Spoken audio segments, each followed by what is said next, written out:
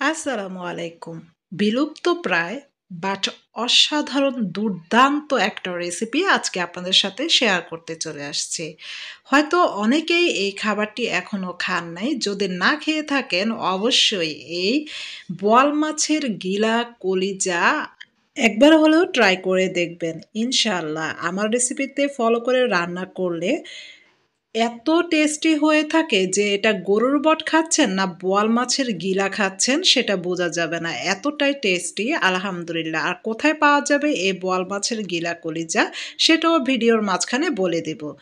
তো এই তো আহ, এগুলো হচ্ছে বোয়াল মাছের কানস বা কানকো, যে যেটাই বলেন। তো বোয়াল মাছের কানকোর সাইডের যে মাংসাল অংশটুকু সেটা, আর এই তো বোয়াল মাছের কলিজাগুলোকেও ভালো করে গরম পানি দিয়ে ধুয়ে তারপর ক্লিন করে নিয়েছি আর টুকরো টুকরো করে নিয়েছি। আর গিলাতেও কিন্তু অনেক পরিমাণে ময়লা থাকে, এগুলো কিন্তু অনেক বড় বড় থাকে, সেটাকে আমি ছোট ছোট বুড়ির আকারে এরকম টুকরো করে নিয়েছি।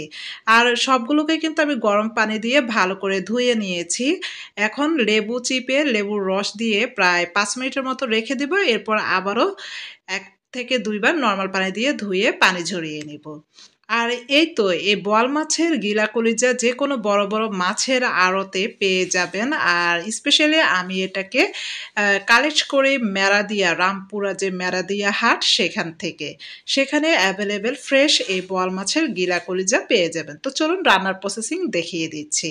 তো প্রথমে চুলায় একটা পরিষ্কার প্যান বসিয়ে দিলাম আর এতে সয়াবিন তেল দিয়ে দিলাম 1/2 কাপ। আপনার ইচ্ছা করলে মাস্টার অয়েল বা সরিষার তেলটাও ইউজ করতে পারেন। তো এরপর এখানে আমি 7-8টা এলাচ দিয়ে দিলাম আর তেজপাতা, দারচিনি স্টিক এগুলো দিয়ে তারপর পেঁয়াজ কুচি এখানে 1 কাপ অ্যাড করে দিলাম। এরপর নেড়েচেড়ে চুলার মিডিয়াম ফ্লেমে ভেজে নিব সফট হওয়া পর্যন্ত। আর সফট হওয়ার জন্য এখানে 2 চা-চামচ লবণ অ্যাড করে দিলাম আর 7-8টা কাঁচামরিচ 2 ফালি করে দিয়ে নেড়েচেড়ে মিলিয়ে নিচ্ছি। যখন পেঁয়াজটা সফট হয়ে যাবে সে পর্যায়ে এখানে রসুন বাটা 2 টেবিল চামচ, আদা বাটা 1.5 টেবিল চামচ অ্যাড করে দিলাম আর ধনিয়া গুঁড়ো 1/2 টেবিল চামচ অ্যাড করে দিয়েছি। ভাজা জিরের গুঁড়ো এখানে অ্যাড করে দিয়েছি টোটাল 1.5 টেবিল চামচ। আর কালো গোলমরিচের গুঁড়ো এখানে 1/2 টেবিল চামচ অ্যাড করে দিলাম। হলুদের গুঁড়োটা এখানে অ্যাড করে দিচ্ছি আর হলুদের গুঁড়ো দিয়ে দিচ্ছি এখানে 1.5 টেবিল চামচ। আর ঝালটা যে যার ইচ্ছে মতো কমিয়ে বাড়িয়ে দিবেন, তবে ঝালটা মিডিয়ামে রাখলেই ভালো হয়। সেই ক্ষেত্রের জন্য আমি এখানে ঝাল অ্যাড করেছি 1 টেবিল চামচ। আর টক টমেটো অ্যাড করে দিয়েছি এখানে প্রায় 1/2 কাপের মতো। তারপর হালকা সামান্য পরিমাণে একটু নর্মাল পানি দিয়ে নেড়েচেড়ে ভালো করে কষিয়ে নেব চুলার মিডিয়াম ফ্লেমে। আর হ্যাঁ, আমার এই ভিডিওটা যদি ভালো লেগে থাকে তাহলে অবশ্যই সবাই একটা লাইক, কমেন্টস আর বেশি বেশি করে শেয়ার করে দিবেন। আর যে পর্যায়ে এই তো মশলাটা ভালো করে কষানো হয়ে গিয়েছে, ঠিক সেম সে পর্যায়ে আগে থেকে পরিষ্কার করে রাখা বোয়াল মাছের গিলা, কলিজা এগুলো এখানে অ্যাড করে দেব। তবে এই কানসগুলো অ্যাড করব না, কারণ এই কানকোগুলোর মাংসল অংশটা মানে বয়েল হতে বেশি টাইম লাগবে না। তবে এই যে গরুর বটের মতো বোয়াল মাছের যে গিলাটা, এটা সিদ্ধ হতে গরুর বটের মতোই অনেকটা সময় নেবে।